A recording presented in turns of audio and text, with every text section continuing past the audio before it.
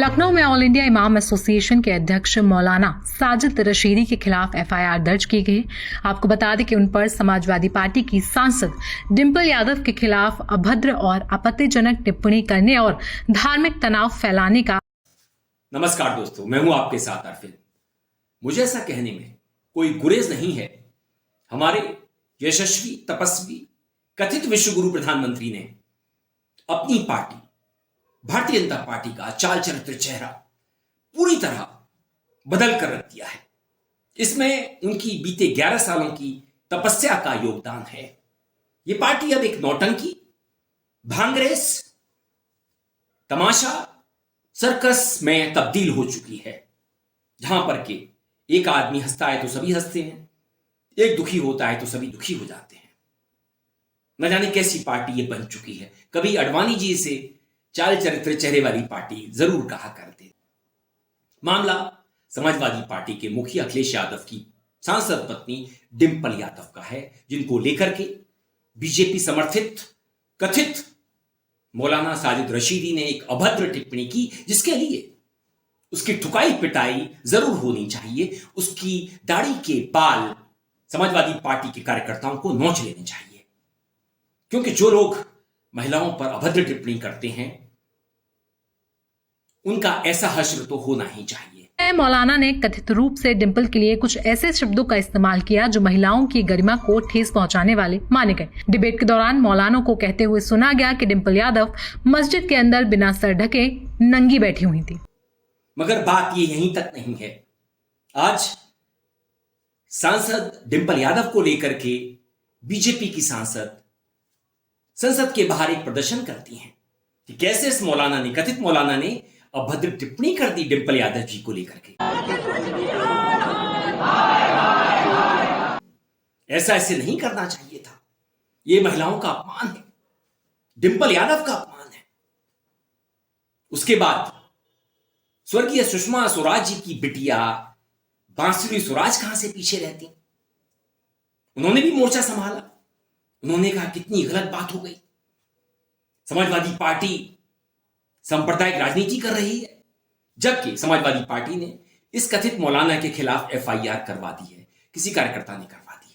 कल माननीय सांसद डिंपल यादव जी जो एक धर्म स्थल पर गई, मस्जिद में गई, उसके बाद एक शख्स ने जितनी अभद्र टिप्पणी उन पर करी है, उसके बाद मैं पूछना चाहती हूं कि पूरा का पूरा विपक्ष मौन क्यों साधे हुए है। मैं पूछना चाहती हूं कि माननीय सांसद डिंपल यादव जी की जो स्वयं की पार्टी है सपा, वो चुप्पी क्यों साधे हैं। उनके पतिदेव ने आकर इस बयान का खंडन क्यों नहीं करा। संस्कृत में कहा जाता है मौनम स्वीकृति लक्षणम। मैं पूछना चाहती हूं, क्या आपकी तुष्टिकरण की राजनीति एक महिला सांसद की डिग्निटी, उनके सम्मान से बढ़कर हो गई है क्या।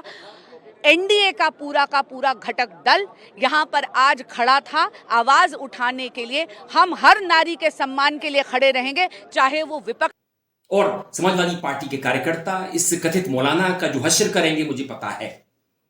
जिस मिट्टी के समाजवादी पार्टी के कार्यकर्ता बने होते हैं, ये डिंपल यादव जी के सम्मान का सवाल है, हमारे सम्मान का सवाल है। मिंबर के सामने बैठना और लेडीज ऐसे हालत में बैठी है कि कमर खुली है, अधनंगी है, तो वो इस टाइप से मस्जिद में नहीं बैठा जाता।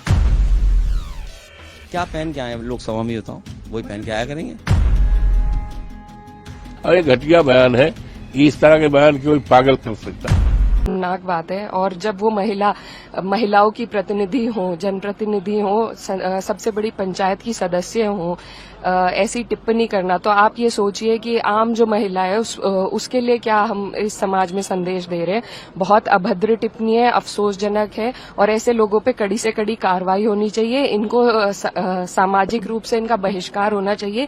ये कोई धर्मगुरु नहीं है, किसी धर्म के ठेकेदार नहीं है। इनको कोई अधिकार नहीं है कि किसी भी महिला के बारे में इस तरह की टिप्पणी कर।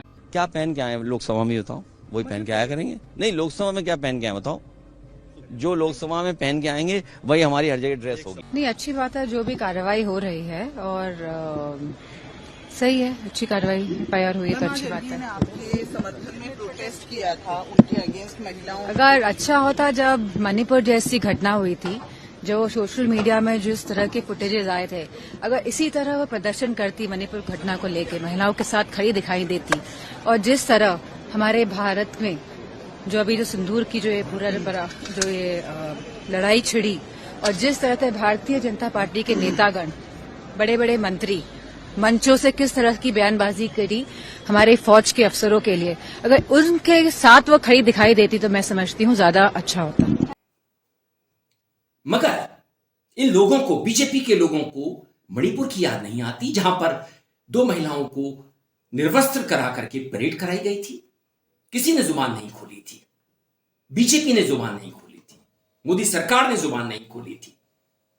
बनारस में एक बलात्कार हुआ था, 3 बीजेपी के कार्यकर्ताओं ने किया था, उसमें भी इन्होंने जुबान नहीं खोली थी।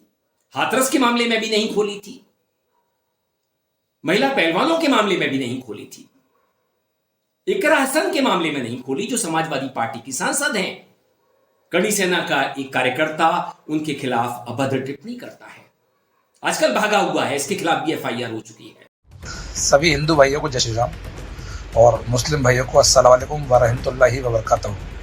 नहमदुहु नुसल्ली अला रसूलिहिल करीम, अम्मा बाद, बिस्मिल्लाहिर्रहमानिर्रहीम। मैं ठाकुर योगेंद्र सिंह राणा, एडवोकेट, बल्द, स्वर्गीय श्री पृथ्वी सिंह, इकरा हसन माननीय सांसद कैराना, बल्द, मरहूम मुनव्वर हसन साहब से निकाह कबूल फरमाता हूँ। वो भी कबूल करें, वो मुस्लिम धर्म अपनाए रखें, मेरे घर में नमाज़ पढ़ सकती हैं, मुझे कोई एतराज़ नहीं है। और बशर्ते मैंने अपनी शर्तें रखी हैं कि अकबरुद्दीन ओवैसी साहब और असदुद्दीन ओवैसी साहब मुझे जीजा कहकर बुलाएंगे। इन्हें कर्नल सोफिया का अपमान याद नहीं आया, जिसके बारे में इनके ही एक जिम्मेदार मंत्री ने टिप्पणी की थी मध्य प्रदेश में। किसी ने जुबान नहीं खोली थी। हमारी आर्म्ड फोर्सेस के बारे में इनके नेता ने टिप्पणी की कि वो मोदी के चरणों में नतमस्तक है। बदतमीज लोग हैं ये। किस तरह के लोग राजनीति में आ गए हैं मोदी की कृपा से। आज बीजेपी भांगरेज बन चुकी है, बर्बाद पार्टी बन चुकी है। इन्हें बाज आना चाहिए इस तरह की हरकत करने से। मैं तो सिर्फ इतना ही कहूंगा। दोस्तों, वीडियो पसंद आए तो आप इसे लाइक कीजिए, दोस्तों साथियों में खूब शेयर कीजिए, चैनल को सब्सक्राइब भी कर दीजिए, बेल आइकन का घंटी जैसा बटन जरूर दबाइए, जिससे कि आने वाले वीडियो की आपको नोटिफिकेशन मिल सके। आपकी प्रतिक्रियाओं का मुझे इंतजार रहता है। मेल आईडी और कमेंट बॉक्स में जरूर कीजिएगा। मैं था आपके साथ अरविंद। आप देख रहे थे मुझे अपने ही मंच अरविंद दिल से पर। नमस्कार।